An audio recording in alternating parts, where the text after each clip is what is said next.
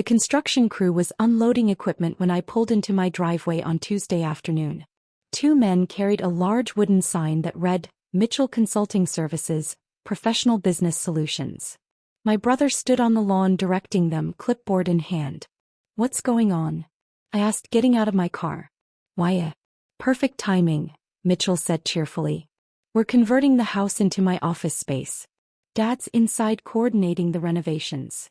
I walked past him into my house, my 3-bedroom townhome in the gated Meadowbrook community.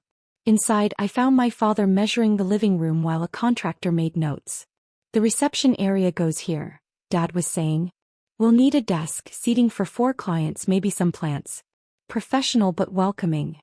"Dad, what is this?" He turned, smiling. "Excellent. I wanted to surprise you, but since you're here, we're converting your house into Mitchell's consulting office. He's launching his business and needs professional space. This location is perfect." "My house," I said slowly, "is becoming Mitchell's office." "Well, it makes sense," Dad said as if explaining something obvious. "You work from home doing freelance writing. You can do that anywhere. Mitchell needs a proper business address in a good neighborhood. This community has the right image for attracting corporate clients."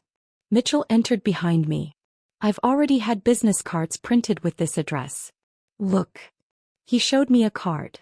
"Mitchell Chen, Senior Business Consultant, 2847 Meadowbrook Lane. My address. I'm converting the master bedroom into my private office," Mitchell continued. "The 2 smaller bedrooms become meeting rooms. Living room is reception. We're turning the garage into a break room." "And where do I live?" I asked. "Oh, you'll need to find an apartment," Dad said dismissively. "We calculated you can afford about $1,200 monthly. There are some decent complexes nearby. Mitchell will pay you $500 monthly to use this address, so that helps." $500, I repeated. "For my entire house?" "It's generous," Mitchell said. "Most consultants don't pay anything to family for help. This is me being fair." I looked at the contractor. "Did they hire you to renovate this property?" "Yes, ma'am," he said. "Full commercial conversion. Permits are being filed today." "Permits," I said. "For a residential property in an HOA community." The contractor paused. "Well, they said they cleared it with the homeowners association." I turned to my father. "Did you clear this with the HOA?" "We don't need to," Dad said. "You own the house. You can do what you want with it." "That's not how HOA communities work," I said. "Did you even read the community bylaws?" "Those are just suggestions," Mitchell waved dismissively. "Rich people rules. Nobody actually enforces them." I pulled out my phone and called Patricia Henderson, the HOA president. "Patricia, this is Maya Chin at 2847 Meadowbrook. I have some people here claiming they're converting my property to commercial use. Can you come over?" "Commercial use?" Her voice sharpened. "I'll be there in 5 minutes." After I hung up, Dad frowned. "Why did you do that?" "You're making this difficult. Because you're trying to illegally convert residential property to commercial use," I said. "In a community with strict bylaws that I actually read when I bought this house." "Illegally is a strong word," Mitchell said. "We're just using space efficiently. You're planning to run a business with client meetings, signage, and commercial renovations," I countered. "That violates at least 6 HOA regulations." The doorbell rang. Patricia stood there with Gerald, the HOA vice president and a retired real estate attorney. "Ms. Chin," Patricia said formally. "We received a permit application this morning for commercial conversion at this address. We need to discuss this immediately." Dad stepped forward, hand extended. "I'm Robert Chin, Maya's father. This is just a small family business. Any business operated from residential property requires HOA approval," Patricia interrupted, not shaking his hand. "Which you didn't request. Who authorized this conversion?" "I did," Dad said confidently. "As Maya's father, I'm helping make better use of family property." Gerald pulled out a tablet. "Mr. Chin, are you listed as owner of this property?" "Well, technically Maya is, but—" "Then you have no authority to authorize anything," Gerald said. "Ms. Chin, did you approve this conversion?" "No," I said. "I came home and found construction crews here without my knowledge." Patricia turned to the contractor. Do you have written authorization from the property owner? The contractor looked at Dad. He said he had authority. I'm her father, Dad insisted. That's not legal authorization, Patricia said coldly. Unless you have power of attorney or ownership documentation, you're trespassing and authorizing unpermitted construction. Mitchell stepped forward. This is ridiculous. It's her family. We're trying to help Maya's property value by bringing business here. Business use lowers residential property values, Gerald said. That's why it's prohibited. Commercial traffic, parking issues, signage, all of it degrades the residential character we maintain here. The sign, Patricia said suddenly, looking out the window. You're installing commercial signage? The crew had already planted Mitchell's sign in the front lawn. Patricia's face went red. That's an immediate violation. Gerald, document this. Gerald was already taking photos with his tablet. Unauthorized commercial signage, unpermitted construction activity, commercial vehicle access.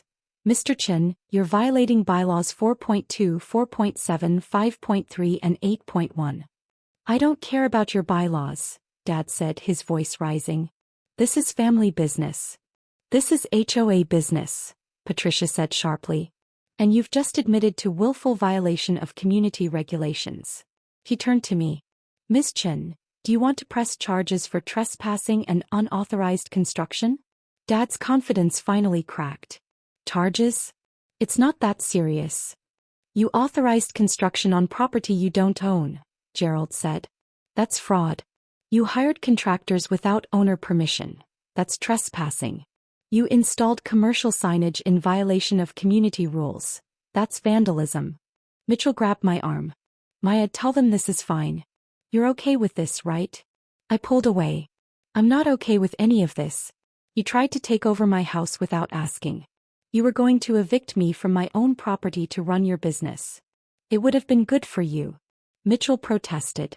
The $500 monthly. I own this house outright, I said. I paid $340,000 for it 3 years ago. There's no mortgage. And you thought $500 monthly was fair compensation for stealing my entire home. The color drained from Mitchell's face. You own it outright? Yes. I'm a senior technical writer making $120,000 annually. I bought this house with my savings and a signing bonus from my company. Did you really think I'd be okay with you turning it into your office? Dad tried once more. Maya, be reasonable. Mitchell needs this. His consulting business needs a professional location. You can write from anywhere. And Mitchell can rent office space anywhere, I countered. There's a commercial building 2 miles away with vacant suites. But he wanted free space, so you tried to steal my house. Patricia handed me a document.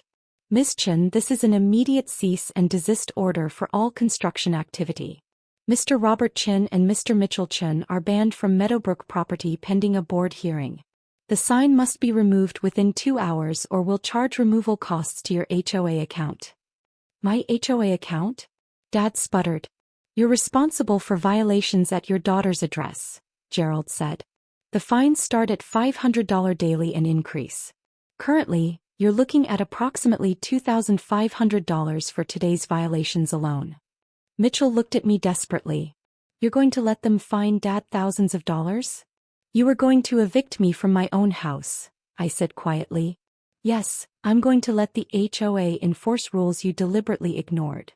The contractor was already packing up. I want no part of this.